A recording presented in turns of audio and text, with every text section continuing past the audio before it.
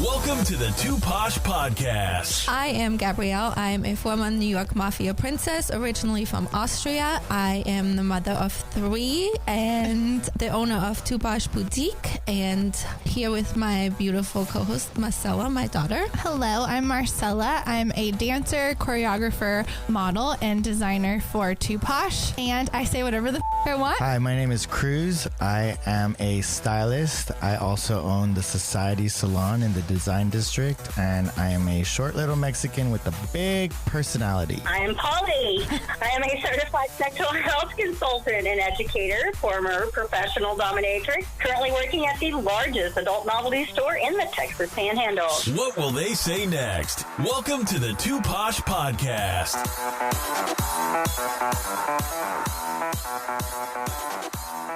Welcome, guys. Oh my gosh, we have on a guest today that I am so excited about. Welcome, Kristin Navarro. Thank you. The lemur queen, exotic animal queen. And she's very beautiful. So Very gotta beautiful. go look on YouTube. Boss lady. Like, wow. Stunning. Owner of Oak Meadow Ranch, and that's a luxury ranch. Luxury ranch right outside of Dallas, Texas. And it's full of exotic animals. And they have a 5-star restaurant, a chapel, and so much more. However, in our first part, we're going to get to know Kristin from the very beginning of her life and hear her whole story, because for someone to go from for someone to go to a ranch like this, I mean, you have to have a story, right? Because it doesn't just happen overnight. So please tell us a little bit about your life, where you grew up, all those good things. Okay. Well, I actually grew up in Argyle, Texas, and then when I was very young, and then I moved to Aubrey, Texas with my dad, and we lived on a horse ranch, and all we did was just have horses, and we had like buffalo and some other things like that. And when I graduated high school, I actually went to Hawaii, and I went to school there. And so I kind of got to go out in the world and kind of do my own thing. And I actually became a police officer. So after I graduated from college, I went to police academy, and I was a police officer for 12 years. What made you want to be a police officer? That was an accident. I actually applied for a position. I really had no idea. My dad's like, you're graduating college, you need a job, figure it out. So I went with the state, and I just it just organically happened. And so at 20, I actually got a job offer, and I graduated in police academy when I was 21. You had to be the hottest Right? cop ever. Can you imagine guys are like, I need her to pull Arrest me over? me. Where is Argyle, Texas? I know where that is. Yeah, so it's kind of over by Denton. Okay. Yeah. Okay. So, now it's not really the country, but back then it was remote. So You said you grew up with your dad. Riding horses. Riding horses, like your So mom. is this a ranch or a Was your farm mom or around? just... So my mom was around. My mom lived in Argyle, and we had horses, but I moved in with my dad in high school. And my dad and my stepmother were married for a very, very long time. And so she pretty much was, my mom as well. So I had two moms. That's awesome. So, and so I rode horses. I would do like high school rodeo early on, and then basically gave up animals when I left, though. I mean, that was I was living in a city. I was living in Honolulu, and then I moved to Denver. And so I just kind of left that behind, and I did not think I was ever going to come back to Texas. That Really? was not on no. I was looking at going to East Coast or just overseas. I really didn't know, but Texas was not one of them. Why Hawaii?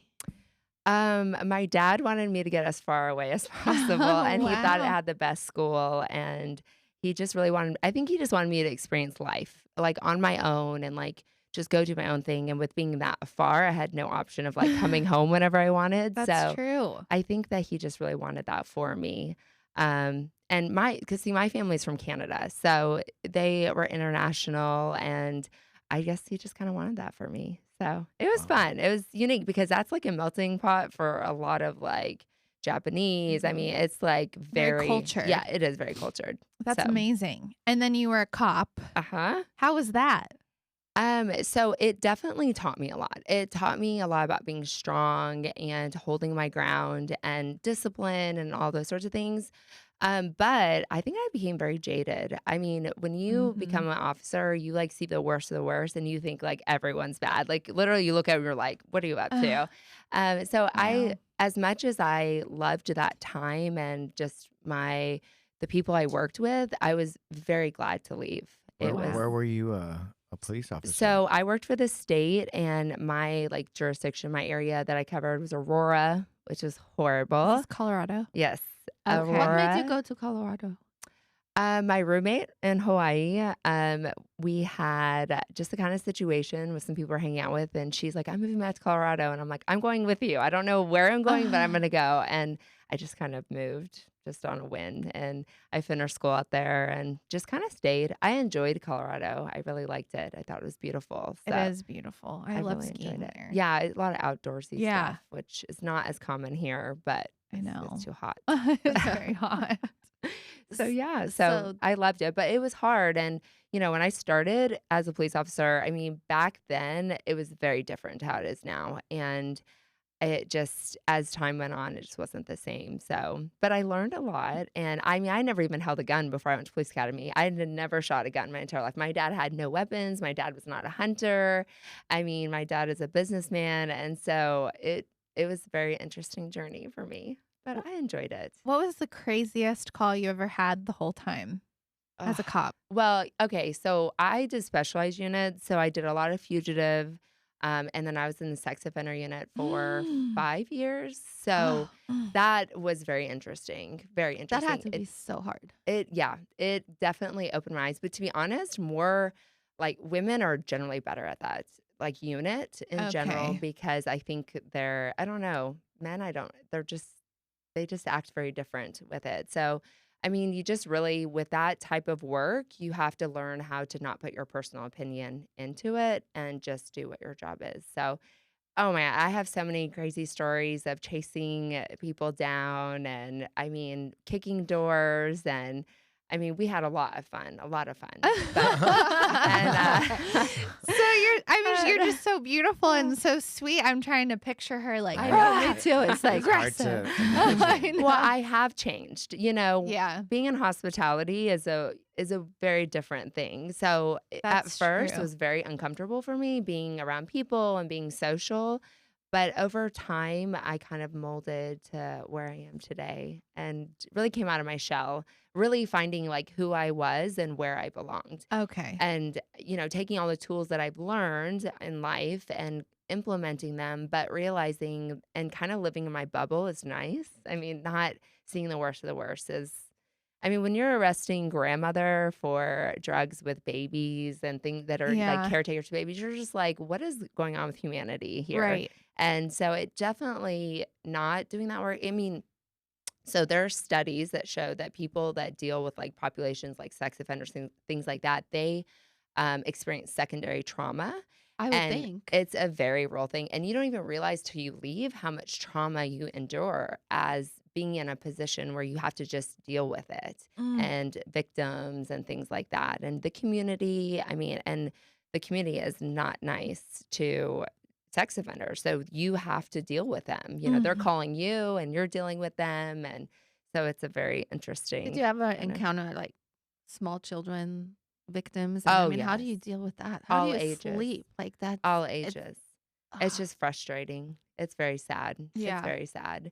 And a lot of times it's persons of trust. And so it's just, Yeah. but it is a small percentage when you look at the world. It is. Yeah. And as much as you think that it's like, oh my gosh, it's a Everywhere. lot, Mhm. like it's really not. And so it's hands down, all my friends that are still in law enforcement, I give them like high five, especially doing it now is a very different world because law enforcement is just not viewed the same.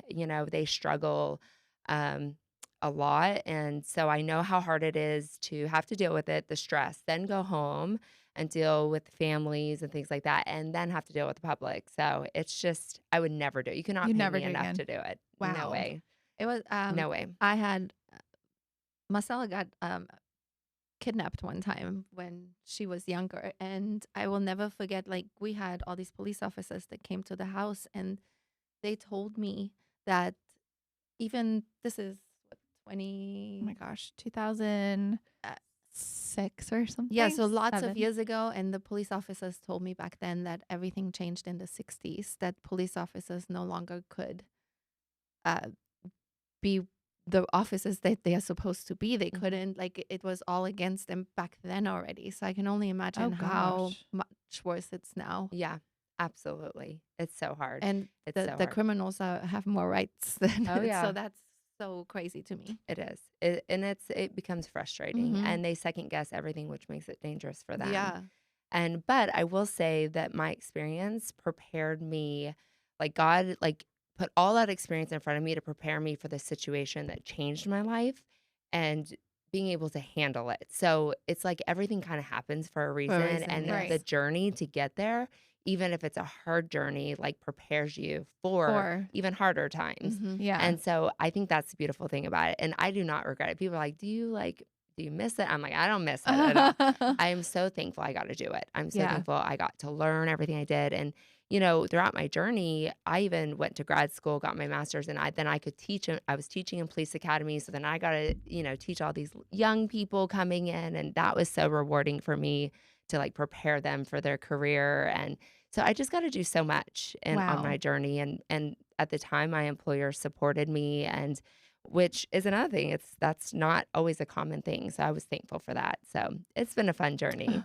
That is amazing. And then tell us, did you meet your husband in Colorado? I did. Tell us that. So my husband, so I worked for the same department for, at this time, it was about 9 years, almost 10 years. And I was going to a training because we had like trainings, oh my gosh, like every other month we had to do some type of, upkeep training. And so I was there, and I was kind of sitting with some other officers that I knew, and I had never met him or seen him or anything because he was down in Colorado Springs, so not in Denver area. And so he actually, the only reason he became a police officer is he was one too. Yes, so he's owned for restaurants, like his family has he's from Mexico.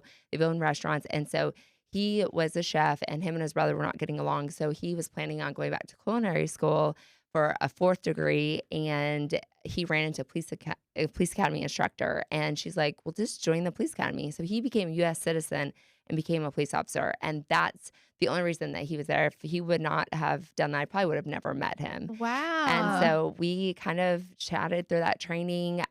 He came up that weekend to Denver, and we were engaged a week later. What? And we were married Oh my God. a month later, and we've been married for almost 8 years.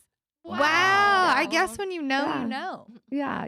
We were already in our 30s. So Yeah. I think that when you get a little bit older, it's just, we were already established in our careers, and we had our own places. And I don't know. He's like, he told me the first day he met me, he's like, I'm going to marry you. And I was like, I dare you. And it was just kind of, and then that next He's like, Friday, okay. he's like, okay. Next Friday. And I was like, sure, why not? And so, and it was very funny because that happened in October. We actually got married and did not tell anyone. I had to tell my employer because I had to change my email, my work email, and my dad did not know. So we went home in July. He had never met him. And we went home, and basically when we were at dinner the first night we got there, my stepmom, Renee's like, we're like ordering, and my dad's like, yeah, I think I'm gonna get a salad. And Renee's like, oh, what do you think about this, Alan? And then she goes, so do you want to tell me about those rings on your finger? And we're all like, and I was like, Ed, this one's on you. And so he told him, and my dad's like, I'm not surprised. And like, that was the end. Like my family, I'm such a gypsy. Like nothing scares me. I'll just like, if I want to do it, I do it. And so I don't know, Wow. And you're still married, 8 years later. So clearly it was perfect. He's my perfect person. He is, because he balances me. I'm high energy. I'm like very passionate about everything. And he is like chill, and he like is just very soft and nice. And so he's my other half. What is it? Your yin and yang. Yeah. Yes. Yeah. That is so great. So tell us now, when you went home, and then did you have a real wedding? Like I did. You did. Yes, I did. We had a Catholic wedding and had the whole shebang. And so we got married. Technically, Thanksgiving, but we like signed everything in December. But October of the next year, we had a full wedding. Okay. So, And then tell us about when your life changed. so we had kind of contemplated moving back to Texas. My dad really wanted me to take over his financial business. He wanted Eduardo to take over my stepmom Renee's real estate business. And so we kind of talked about it. I was ready to get out of law enforcement and just kind of like settle down and change a pace. And I was pretty upset with my employer because I was like commuting from like Pueblo to Denver for work, and I was like over it. And so we just kind of had contemplated it, but we kind of gone back and forth. And so we decided in January to come out and kind of test the waters and see what we thought. And so we were going to come watch the ranch while, and bear in mind, nothing was there at the time, but watch the ranch while they kind of did a little road trip. And so we came down and drove down with some of our stuff, and we arrived, and that night had dinner, and we all went to bed. And as we were staying in my dad's motorhome, which is right outside of the door of like their little cabin, and so we got into bed, and Ed and I were talking, and I just all of a sudden heard this very strange noise. And about, I don't know, 30 seconds later, I heard my dad screaming, and my stepmother had shot herself. And so she committed suicide. And so me and my husband went into work mode. I mean, all I could do was just focus. So we checked her pulse. She had shot herself in the head, so she was dead at the scene.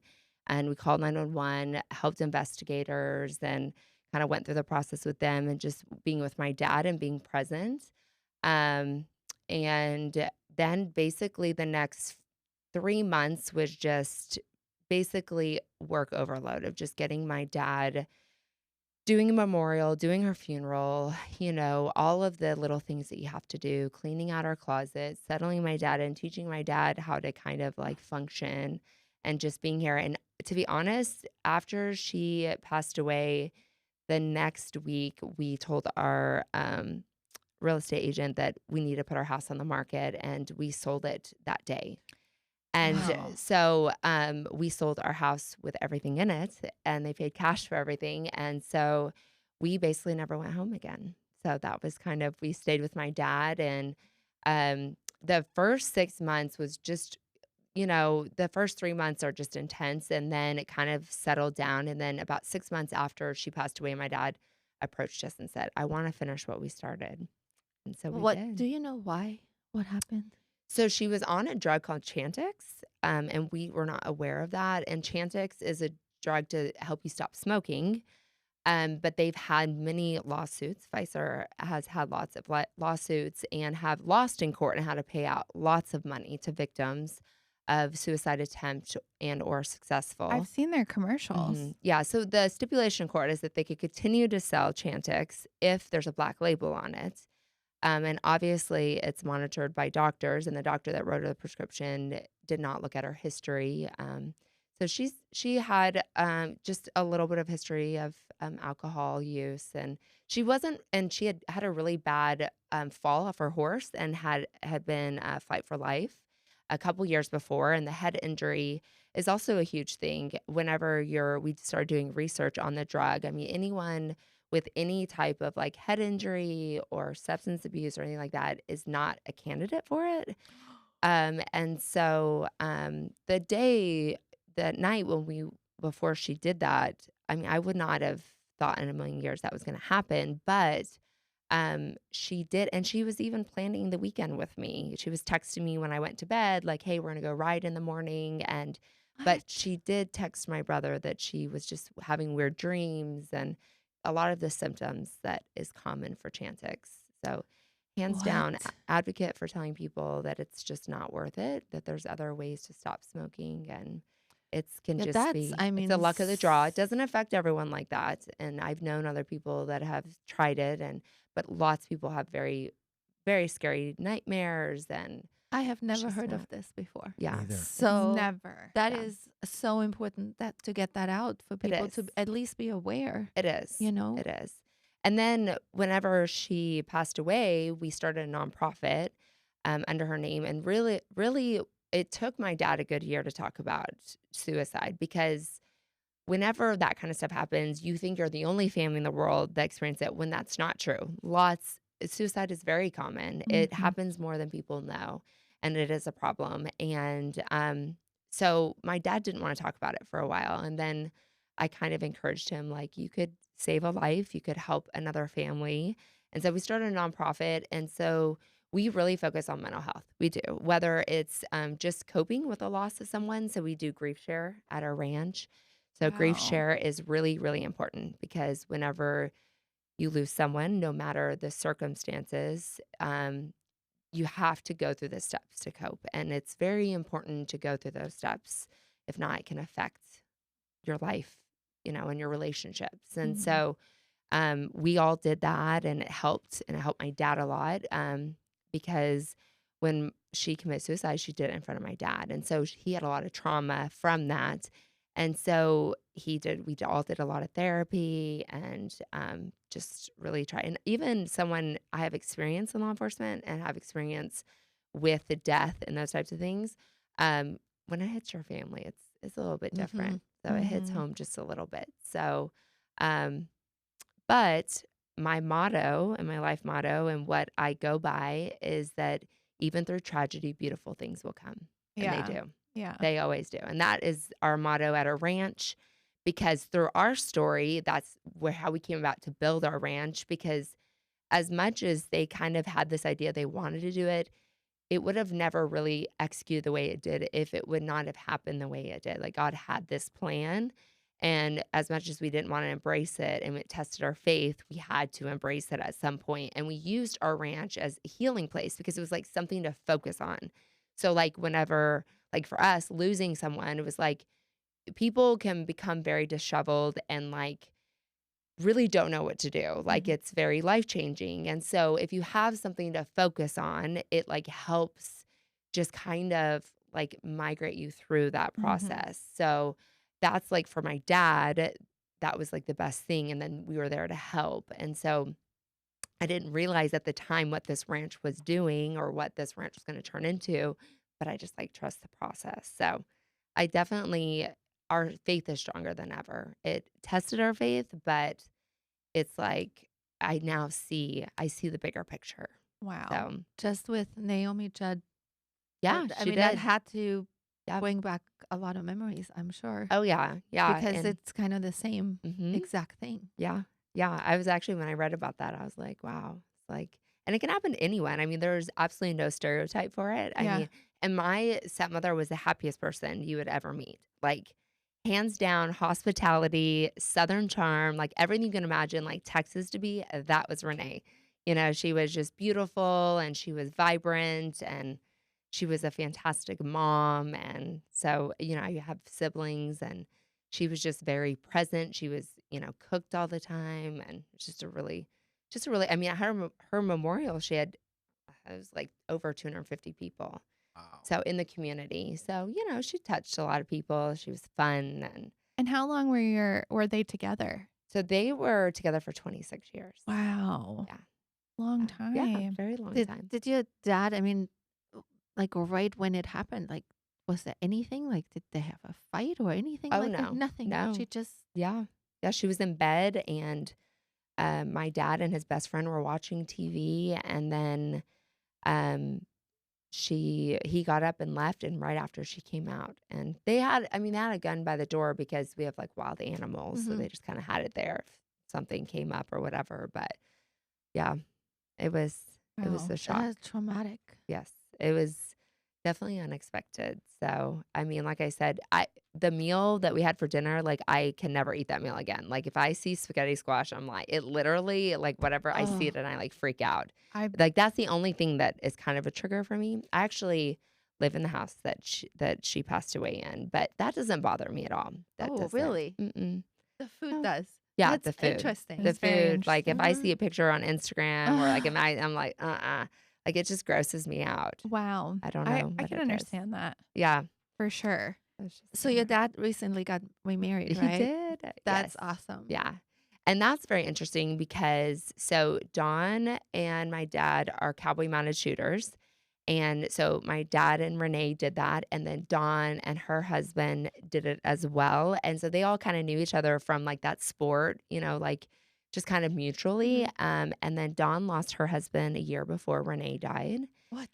So he passed away, and then Renee died. And a couple years later, they just kind of met up, and she is amazing. Like Dawn, hands down, like the coolest. I love her so much. So beautiful That's too. good. So she's so perfect. And is your dad still at the ranch? Or Oh, yeah. Okay, so he's there. Oh yeah. I Got mean, it. he's like, he loves it. Like when I say my dad cannot miss a moment. My dad loves, like we did some filming. We like shot a reality TV out there, and he's like right up there, wants to be in the camera. Like my dad is, he's funny. He's my biggest role model, and he's amazing. He's just brilliant. He's kind. He's just, I can't even explain. Everyone loves my dad. Like he's so funny, and he gets along with everyone. And Well, it's amazing to hear that Yeah, positive parts that come from oh yeah, that. yeah. And what about your brothers? So I have one brother, older brother, that's a DEA agent. So he's an agent, you and guys, the jobs you have.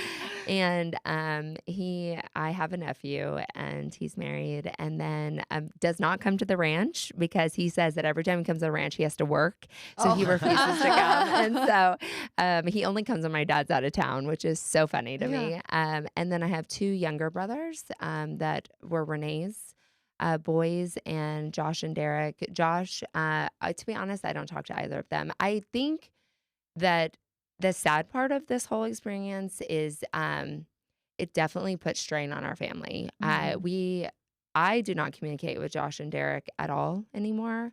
I don't even know if my dad does. They want no part of this journey. They blame my dad for a lot of things, and I think that they have their own internal struggle that they're not willing to get help for, and so they have no part of it. And I've told them many times they are welcome to be a part of it, and they don't want to. So I think they're just angry, and until they get over that, they're just going to keep sabotaging. Yeah. And so it's sad. It's sad because I would love to have them there just for Renee's memory, because a lot of that ranch is still her. I mean, her pictures are throughout the ranch. I mean, we honor her every dinner. I talk about her. I mean, we honor her yearly with a nonprofit event. I mean, I honor her every single day. So it's sad, but I think that sometimes that happens, and you just kind of do what you can. And at some point, you And just as long can't do as much. they know that the door is always open, Exactly. you never know. Exactly. I mean, life is funny. Yeah. And people can come around at any Yeah. moment. I mean, recently I found out through social media that the brother, just young from me, like a year or two younger than me, he got engaged. And I was like, well, we have a wedding venue here. But I never got a response, which I was not surprised. I also think that it's hard because whenever that happened, me and Eduardo came back, but my brothers didn't come back to help. And so, whenever we started building and it started becoming something, they wanted to be a part of it. And I was like, well, you can be a part of it, but you have to start on the bottom like we all did. Right. And I don't think they wanted to do that. And so it was just kind of an animosity type of thing. So it is what it is. I've tried to talk to him about it, but you just can't. I just keep moving forward. So Yes. That's as long the as most important. as long as I honor Renee myself and do my part, like how I That's all feel you it's can do. important, that's all I can do. Yeah. So Yeah. Wow, Yeah. that's amazing. Absolutely unbelievable. that's it. That's all the siblings. Wow. Well, and I feel like that's exactly how you got to where you are. I mean, that's could not be explained any better. I mean, more clearly to get to now having this ranch. Yeah. So the one more thing I think it's important for people to know is that grief journey. Can you talk a little bit more about what you guys do there? Like, can people Yes. go to the ranch and Yes. this is a process? Like, how does that work if someone was interested? Yes, so we do Grief Share. It's Grief Share. Yeah, it's a national program, and so we do it every Tuesday evening at 6:30 p.m. And we have a meeting room, and occasionally I bring out some animals, kind of love on. Aw. They love that, and we have a daycare. So if people have kids, they can leave their kids as well, and we'll babysit them. drive them around the golf carts, that kind of stuff. And then we do holiday ones. So before Thanksgiving and Christmas and all the big holidays, we announce a big one, and we'll do it like a big kind of lunch thing for people. And and the steps, so it's the whole program is 12 weeks, and then they take, I think it's like 3 weeks off, and then they start another cycle. So people can just jump in at any point, or if they want to do the whole program, they can. But our ranch, we advertise it on our social media, and we're in the process of putting it on our website too, so people can contact us. That's amazing. And it's all different walks of life. I mean, some of the people have lost, and they're young. I mean, there's one girl that's very young that lost her husband, and some is sickness, some is suicide, car accidents, you name it. So it's all walks of life and all ages. I didn't even know there was like steps of grief. I didn't know that either. I mean, yeah. And it's really helpful. Even, like I started actually going with a friend that lost her husband. I actually did not do it. I went through a different program, but I didn't do it at first, but she asked me to go with her. And when I realized and went the first class, I'm like, oh, I get it now. It's also really good for people that are trying to support loved ones that have lost one, because people say things sometimes that is like, why did you just say that to me? And you don't even realize, you're like, people are trying to be comforting, but sometimes can be like almost sabotage it. Yeah. So it teaches you a lot from different perspectives. And I think that's good. So, I think that's amazing, because a lot of times you don't even know what to say, but you want to. And then you say something so stupid and you go, why did I say that? Oh my God. Well, it's stressful. You're in a stressful state, especially if it's somebody you're close with. You're like, I want to do all the right things, but I don't know what to do. Exactly. So that is really amazing. And one of the biggest things I remember, one of the classes taught, so like around Christmas time, you have like dinners and like get-togethers and everything. They said to drive yourself there. So like a lot of times you'll find people like, oh, I'll pick you up, I'll take you. And they said, no, drive yourself, so that if at any point it becomes overwhelming, you can leave. And it's okay to leave. You don't have to stay. Your process is different than everyone else. And so I thought that there's just so many cool things, and it was really helpful and really good. And I now pop in occasionally, and it's just a reminder. Yeah. Some days you're like, oh, I just need a reminder of, where we're at and what we're doing here. That's really cool. Wow. So I love that. I love it. And it's so peaceful at the ranch. Like people just drive there and they can walk around, and the setting is like, how, like, okay, when I started doing counseling, like this setting was like in a white sterile room with like a couch. And like for me, I was like, this is slightly uncomfortable, but like at the ranch, like not only is it, you're walking up there and it's like beautiful, and it's like there's beautiful trees, and then the room that we built is like very inviting, and it's warm. Yeah, it's warm and it's different. It doesn't feel like you're sitting in like a counseling office session, and I love that. I think like for a lot of people, it takes a lot of times to get themselves to that point that they are like, yeah, I need a little bit of help. And the lady that runs it runs hospice, and so her approach is just like there's some people that just don't even say anything, and that's okay. And they like do this whole like video, and then they talk about it, and it's like a very open kind of different thing. I don't know. I liked it. It's just a different style than what I guess I was like used to and what I've like had seen. So I don't know. I like it. Wow. It's beautiful. I think it's amazing. And I mean, we so like much. giving back. Now, Renee was an exceptional cook, Yes. and your husband is a 5-star chef. Yes, So you guys do both, like you integrate some of her recipes. we do. How We do you do that? We do. So Eduardo was lucky enough to cook with her for the last couple years. wow. And so we would, if we did like holidays or we were visiting, they would cook together, which was such No a beautiful way. thing. And That's so awesome. now Renee did a lot of like campfire cooking. So she did like Dutch ovens and like cooked in the ground, which What is that? Eduardo that. does not do that. What is that? I don't even know what that is. Outside cooking. Yeah. Yeah. Oh. So, and like she could make, oh my gosh, anything in these like Dutch ovens. And I'm like, I would burn it. Like it would not be good. So Eduardo is a little more, so he likes his kitchen. So he'll throw in a Dutch oven here and there to honor her, but I don't know if it's his favorite style of cooking. Oh, So, okay. so I'm not a barbecue. I don't eat barbecue because I don't eat beef or pork. Oh. Or I don't eat beef or pork, and so I don't eat barbecue because that's majority what it is. And so and he hates barbecue. He says it's burnt meat. So like he's not a huge, he'll do it like for events and weddings and things like that, but he doesn't. But his Mexican food is good. I bet. He's from I bet it's Mexico. so good. Where in Mexico is he from? Guadalajara. Mm, Yes. I So, love that place. yes. Yeah. So he's Do you go? No, we don't go there. I mean, he wants to take me there. His dad says don't because I'm used to like resorts Yeah. in Mexico. Too. So Oh, Guadalajara's beautiful. yeah, You would it love is. it. Yeah, I actually You wanted would to get love it. married in one of the chapel, like in the chapel there, the Catholic. But it would have been too hard to get all my family down there. So Yeah. it is. I heard it's beautiful. It is. We need to go for Good- sure. I good- want good to open it. tequila. I know. I want to open a jungle down there. Oh my god. They own land down there, and so yeah, that's what we hear. And so I was like, well, I can open a zoo down there. Oh my So, gosh. You should You should definitely go check manifest it it. out. I know. Yeah. It is beautiful over there. that's I what- love it. It's like the Austin of Mexico. Like Mexico City's What? like Really? Dallas, and then Cruz yes. knows all Mexico. Yeah, I I feel love like. Mexico. I do too. I love it. So, but yeah, so that's kind of. So, Oh, but I will say we just started something new at the ranch. So it kind of took me from the Dutch oven. So we're starting an African experience. So we now have someone that works for us that's from South Africa.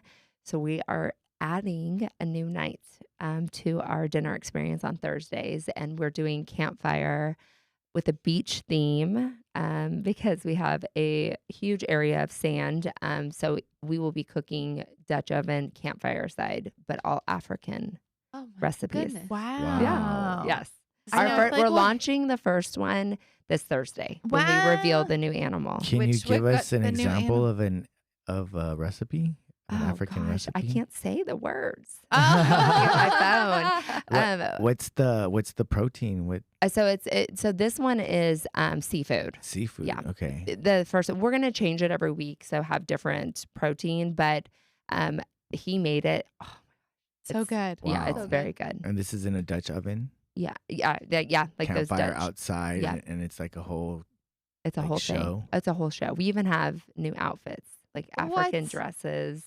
All my stuff. Wow. Yeah, we do this big introduction coming in. It's like it's a whole thing. It's a whole thing. It's amazing. We need to It's hear amazing. all about Yes. that on Part show two. two Yes. because Yes. I need to know all about that Yeah. whole thing. So what we usually do, we do a little bit of a segment at the end of our show. So we want you to be part of this one, and then we'll come back with part 2 of Oak Meadows Ranch with Kristin. Yeah. But let's start with the question of the day.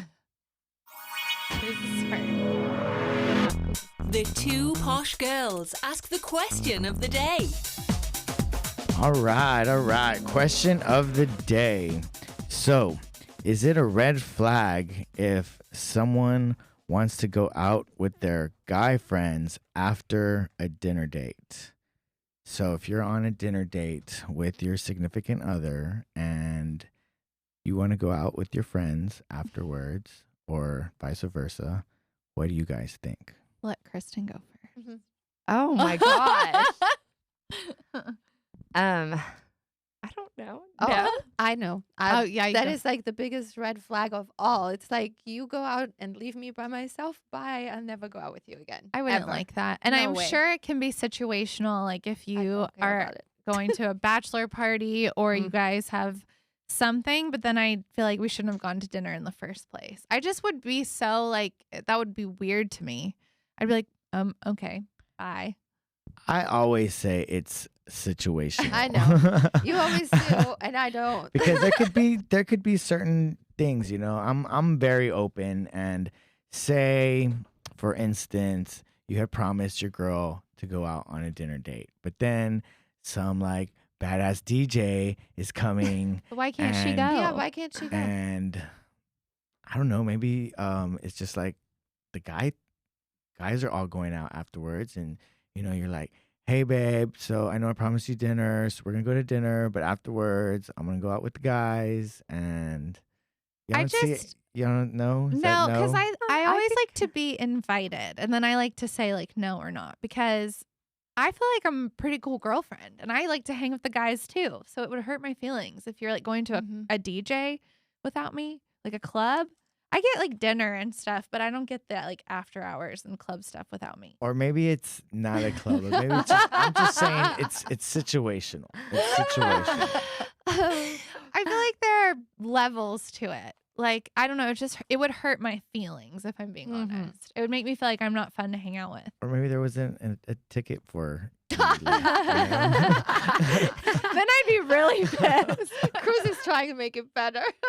I keep on telling him I no. know. What do you think, Kristin? I think it's situational for sure. And I don't know, when I was single, I probably did it. I probably left my girlfriend. I was like, I'm going to go out with them after.